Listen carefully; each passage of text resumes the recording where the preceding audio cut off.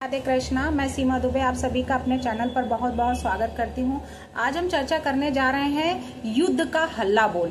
युद्ध का हल्ला बोल यानी कि इस तरीके से है कि इस समय हर देश, हर विदेश, हर राज्यों में लड़ाई झगड़े और यही चल रहा है। चाहे वो घर की परिस्थितियां ले लो, चाहे वो बाहर की ले लो। वही कहते हैं कि बाहरी युद्ध और गृह युद्ध। तो गृह युद्ध, कहीं तो गृह युद्ध छिड़ा हुआ तो कहीं पे बाहरी युद्ध छिड़ा हुआ।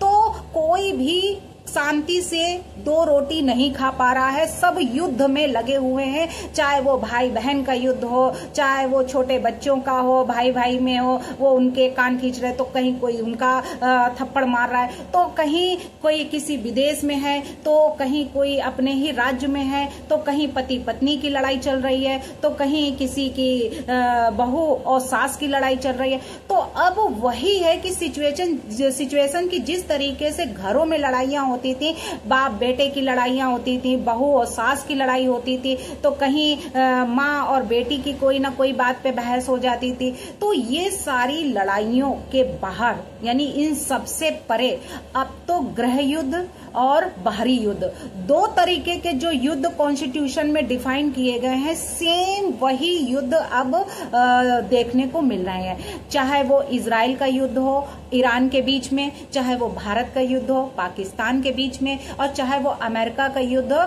लॉस एंजल्स के बीच में। तो अब ये युद्ध कि बांग्लादेश का युद्ध, बंगाल का युद्ध, हर जगह युद्ध ही युद्ध छिड़े हुए हैं। तो अब कौन जीतेगा इस युद्ध को? तो सब अपने अपनी सैनिकों के साथ में लगे पड़े हैं। तो कोई ड्रोन को से हमला कर रहा है, तो कोई फायर करके हमला कर रहा है, तो कोई आग लगा के हमला कर रहा है, तो कोई किसी जिसके पास जैसे हथियार वैसा ही हमला। तो ये हमले वाले जो खेल चल रहे हैं इस समय, तो अब उसमें कौन जीतता है और कौन बनता है सॉवरेन। तो सॉवरेंटी अब किसके हाथ लगने वाली है? जिस तरीके से ये है कि जब जूरिस्प्रूडेंस में कहा जाता है कि विधि शास्त्री कौन है, सबसे अच्छा विधि शास्त्री कौन है, तो जो अच्छे से यानी जिसकी बात को कोई काट नहीं सकता है, उसी को कहते हैं विधि शास्त्र। यानी उसी को कहते हैं जो है सबसे ज्यादा यानी कि ज्ञाता। तो क्या है कि जैसे हमने कोई बात कही, हमारी बात को किसी और ने काटी, दूसरे पर्सन ने किया, उसकी बात को थर्ड पर्सन ने काट दिया, थर्ड पर्सन ने जो बात कही उसकी बात को फोर्थ पर्सन ने काट दिया, और जिसकी बात को कोई भी नहीं काट सकता वही होता है जूरिस। तो विधि शास्त्री कौन है? तो वही है कि इस समय जो युद्ध हो रहे हैं, उस युद्ध को जो अब हरा देगा, जिस युद्ध का कोई काट नहीं कर पाएगा, जिस हथियार से भी हमला किया जाएगा और उसके पास उसका कोई काट नहीं होगा, वही देश जो है वो विजयी बनेगा। जिस तरीके से भारत ने जब पाकिस्तान के ऊपर हमला बोला, तो पाकिस्तान ने उसका जवाब जब नहीं दे पाया, अपने घुटने टेक दिए, तो यानी कि अब वो युद्ध से हार गया। यानी उसने अपने घुटने टेक दिए और वो अपनी हार को पछताया कि जो गलती उसने की थी वाकई में उसका जवाब उसको मिल गया। अब वही है कि जो अमेरिका और लॉस एंजल्स के बीच में युद्ध है, तो उसका फायदा किसने उठाया? उसका फायदा लॉस एंजल्स के जो अलकायदा हैं कि जो अवैध प्रवासी हैं उनके लिए जो भाषण जो दिए अमेरिका के राष्ट्रपति डोनाल्ड ट्रंप ने, उससे पहले भी उनके खिलाफ साजिशें रची गई थी जब वो राष्ट्रपति पद पर नहीं थे। यानी कि उस समय पे पेंसिल्वेनिया के बटलर में उनके ऊपर हवाई फायरिंग की गई थी, जिसमें उनके कान को छूते हुए गोली निकल गई थी और वो बाल बच गए थे। वही है कहावत जो हम बताते हैं कि जाको राखे साइयां मार सके ना कोई, लेकिन जिसके ऊपर ईश्वर का हाथ हो तो उसके कौन छू सकता है, उसे कौन मार सकता है। तो डोनाल्ड ट्रंप पता है कि बहुत बोलते हैं, वो डिसीजन जो लेते हैं बड़ा बोल्ड लेते हैं, उनको सोचने में टाइम नहीं लगता है, लेकिन उनका मन जो है वो साफ है। वो आते हैं क्योंकि रिपब्लिकन पार्टी से, तो रिपब्लिकन पार्टी से जो आते हैं तो उसका भी एक श्रेय उनको जाता है कि वो किसी भी तरीके से वो सिर्फ पब्लिक के बारे में सोचते हैं, ना कि किसी डेमोक्रेसी करते हैं कि हाँ हमें ये करना है या वो करना है। तो वो रिपब्लिकन पार्टी से जो आते हैं तो वो अपना डिसीजन बड़ा बोल्ड लेते हैं और वो किसी भी कार्य को करने से पहले घबराते नहीं है। तो लॉस एंजल्स को लगा कि ऐसे ही हिंसा करने से शायद ट्रम्प डर जाएंगे। जो एलॉन मस्क और ट्रम्प के बीच में जो लड़ाई झगड़े चल रहे हैं उसका बेनिफिट उनको मिल जाएगा और हो सकता है कि ट्रम्प को नो किंग के जो नारे लगाए गए हैं, जो प्रदर्शन किए गए हैं, उसका बेनिफिट उनको मिल जाएगा। तो ये सब करने से जो वो अपने दिमाग में रखे थे कि हम ऐसा करेंगे जिससे कि डोनाल्ड ट्रम्प को लोग गद्दी से उतार देंगे, राष्ट्रपति जो है उनकी छिन जाएगी, वो सीट पर नहीं बैठेंगे, उसकी जगह जो उपराष्ट्रपति हैं जेडी वेंस उनको मिल जाएगी। तो कई तरीके की कई बातें हुई लेकिन उसका नतीजा क्या निकला? 0। तो अब क्या है कि डोनाल्ड ट्रम्प के खिलाफ जो प्रदर्शन किए जा रहे हैं और प्रदर्शन के दौरान भी उनको लग रहा है कि शायद डोनाल्ड ट्रम्प अपनी सेना के साथ में जो ये कर रहे हैं, जो ये भाषण दे रहे हैं आप्रवासियों के लिए तो इलीगल, तो क्या उनका साथ कुछ लोग हैं जो दे रहे हैं। उन्होंने चुनाव से पहले भी कहा था ये कि हम ऐसा कदम उठाएंगे। तो और कुछ लोगों को ये अब उनका ये जो स्टेप उठाया है वो बहुत बुरा लग रहा है। इसके लिए वो डोनाल्ड ट्रम्प की टिप्पणियां करने से पीछे नहीं हट रहे हैं। डोनाल्ड ट्रम्प को नो किंग के नाम से प्रदर्शन करके उनके खिलाफ जो है प्रदर्शन कर रहे हैं कि किसी तरीके से डोनाल्ड ट्रम्प को सीट से हटा दिया जाए। तो अब वहीं जो इजराइल के लिए ढाल बनकर एक मुस्लिम देश आया और वो मुस्लिम देश जो कि अपने हवाई स्पेस से और जो ईरान द्वारा जो जितने भी ड्रोन भेजे गए थे उनको वो हवा में ही उड़ा दिया, जिस तरीके से भारत ने पाकिस्तान के एयरबेस को हवा में उड़ा दिया था जब उसने पूंछ में हमला करने की कोशिश की, अमृतसर के जो मंदिर है उसमें हमला करने की कोशिश की। तो क्या वो जो मुस्लिम देश है तो वो कोई किंग है जिस वहां पे लॉस एंजल्स में नारे लग रहे हैं नो किंग, अब वहीं पे इजराइल और ईरान का जो युद्ध हो रहा उसमें किंग बनकर कौन आया? कौन सा ऐसा मुस्लिम देश है जो किंग बन गया? तो पैगंबर मोहम्मद के वो वंशज भी बताए जा रहे हैं कि वो जो पैगंबर मोहम्मद है उनके वंशज हैं वो। तो आखिर वो पर्सन है कौन? तो उसका नाम, वो जॉर्डन से बिलोंग करते हैं, जॉर्डन किंग अब्दुल्ला उसका नाम है और अमेरिका और इजराइल से के भरोसे रहे हैं वो हमेशा के लिए। यानी कि जब भी उन्होंने कोई भी ऐसा कदम उठाया है तो वो इजराइल और अमेरिका के ही साथ दिया है, ना कि ईरान का साथ दिया।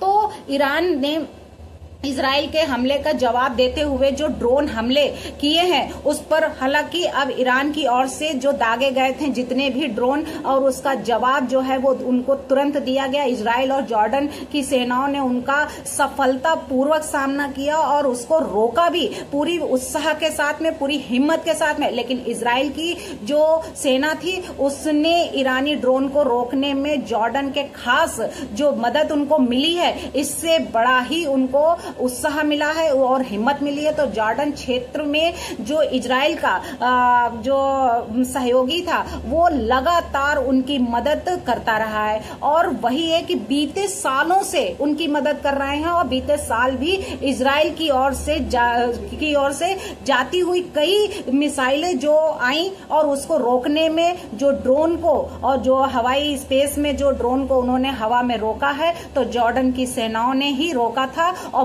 मुस्लिम बाहुल्य जो जॉर्डन के बारे में एक खास बात जो है वो ये है कि किंग अब्दुल्ला को पैगंबर मोहम्मद का वंशज भी कहा जाता है। तो क्या वाकई में इजराइल के पब्लिक ब्रॉडकास्टर ने बताया है कि इजराइल ने सीरिया के ऊपर ईरान के ड्रोन और जो इंटरसेप्ट थे तो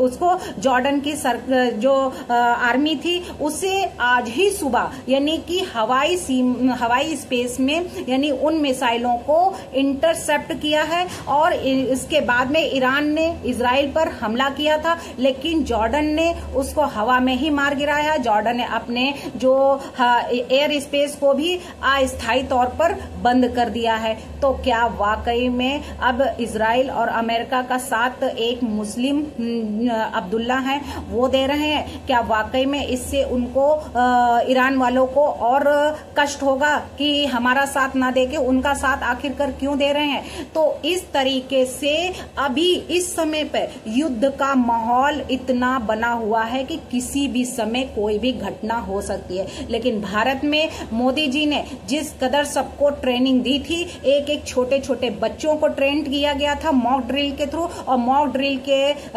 उसमें हर बच्चों को ट्रेनिंग दी गई थी, हर नागरिकों को दी गई थी, चाहे वो आम नागरिक हो, चाहे वो ऑफिस में बैठने वाला, हर एक को, हर एक के उसमें ऑफिसों में, हर जगह पे, स्कूलों में और घरों के सब जगह वो सायरन बजा के टेस्टिंग लगातार चलती रही कि अगर कोई आपदा आती है, कोई इमरजेंसी अगर ऐसी होती है, अगर पाकिस्तान अटैक करता है तो उससे निपटने के लिए सरकार तो है ही, लेकिन सेना तो है ही, और वो भी तीनों सेनाएं हमारी जो बॉर्डर पर लगी हुई हैं, चाहे वो जल सेना हो, चाहे वो थल सेना हो, चाहे वो वायु सेना हो, यानी तीनों सेनाएं अपनी पूरी हिम्मत के साथ में, हम रात में सोते हैं, दिन में वो हम, और वो रात भर वो हमारी सुरक्षा करती हैं, दिन हो या रात हो, 24 घंटे वो हमारी सुरक्षा के लिए बॉर्डर पर अपनी जान के कुर्बानी यानी अपनी जान बाजी पर लगाकर वहां पे खड़ी रहती है, और हम चैन से सोते हैं। लेकिन उसके लिए भी हमको भी पूरी ट्रेनिंग दी गई थी कि सभी नागरिक, चाहे वो छोटा बच्चा हो, चाहे बड़े हो, चाहे आम हो, सभी को ट्रेनिंग देकर हमारी सरकार ने ट्रेंड किया था। अगर कोई भी समस्या आती है, अगर पाकिस्तान अगर कोई गलत स्टेप उठाता है तो उससे निपटने के लिए सरकार, हमारी सेनाएं तो हैं, लेकिन हमारे हिंदुस्तान के हिंदू भी अलर्ट रहे, हमारे हिंदुस्तान की जनता भी अलर्ट रहे, वो चाहे किसी भी कास्ट की हो, लेकिन सभी को उन्होंने अलर्ट करा था, सभी को ट्रेनिंग दी गई थी। उसी तरीके से अमेरिका और इजराइल और ईरान के बीच में जो युद्ध हो रहा है, उसमें रूस और यूक्रेन के बीच में युद्ध हो रहा है, यानी कि सभी इस समय युद्ध में लगे हुए हैं। युद्ध का हल्ला बोल जो चल रहा है इस समय, अब उससे निपटने के लिए हर देश अपने अपने काम से काम, यानी अपने ही अपने गृह युद्ध से निपटेगा और अपने ही अपने देश को बचाएगा। चाहे अब इस समय पे ऐसी सिचुएशन बन गई है कि कोई भी दूसरा देश किसी के उसमें इंटरफेरेंस नहीं करेगा। जिस तरीके से सेक्शन 498A आईपीसी का है, तो सेक्शन 498 क्रुएल्टी को दर्शाता है कि हमारी सास ने ऐसा कह दिया, हमारे ससुर ने ऐसा कह दिया, पड़ोसी ने ऐसा कह दिया, ये आई थी कहने तुम्हारी बहू तो चावल नहीं बीन पाती, तुम्हारी बहू तो जल्दी से कार्य नहीं कर पाती, तुम्हारी बहू तो जॉब करती है, कोई घर का कार्य नहीं करती। तो इस तरीके से भड़काने वालों को पर क्रुएल्टी जब वो बहू लगाती है कि हाँ ये हमारे साथ में, ये हमारे घर वालों को भड़काती हैं, और ये एक क्रुएल्टी के अंतर्गत आता है कि हाँ वो हमें क्रूरता दिखा रही हैं और हमें आंखें दिखाती हैं, हमें घूरती हैं, हमें चिल्लाती हैं। तो अब इस समय पे जैसे घर में कि घर का अगर कोई लड़ाई झगड़ा होता है तो परिवार के बड़े सदस्य बैठकर समझाते हैं और या फिर अपना सोल्यूशन वो खुद निकाल लेते हैं। आज वही सिचुएशन 498A जैसी हो गई है कि अब हर देश अपने ही अपने गृह युद्ध में लगा हुआ है, कोई भी दूसरे के उसमें इंटरफेरेंस नहीं कर सकता है। यानी अपने घर का कार्य, अपने घर का जो युद्ध है वो खुद ही उनको निपटाना पड़ेगा, दूसरा कोई उसमें इंटरफेरेंस करने नहीं आएगा।